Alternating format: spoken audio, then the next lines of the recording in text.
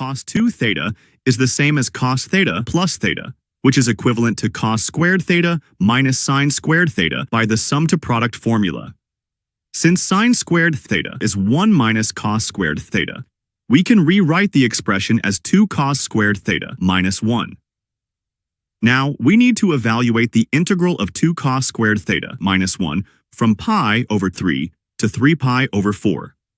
We can integrate the equivalent expression cosine 2 theta. The integral of cosine 2 theta is half sine 2 theta. Substituting the limits pi over 3 and 3 pi over 4, we get negative half minus root 3 over 4. This expression simplifies to negative 2 plus root 3 divided by 4. Next, we need to find the area of the shaded region in the figure. It is given that the value of theta is 3 pi over 4 at point A and pi over 2 at point E.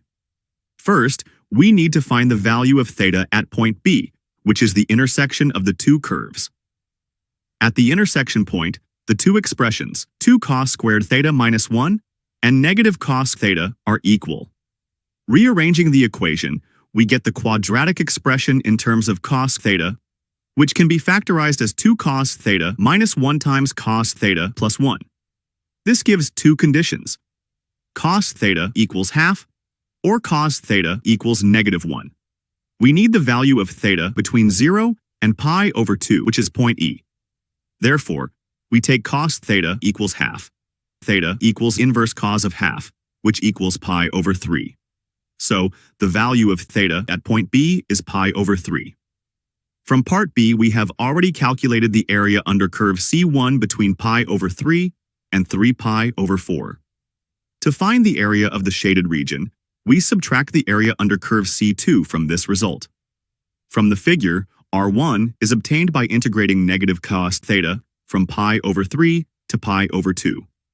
Integral of negative cos theta is negative sine theta, and substituting the limits and solving the expression gives negative 1 plus root 3 over 2.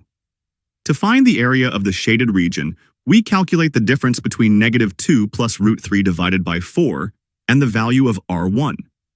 The difference is 2 minus 3 root 3 divided by 4. Since 2 is less than 3 root 3, the difference is negative. Taking the modulus, we get 3 root 3 minus 2 divided by 4, which is the area of the shaded region in exact form.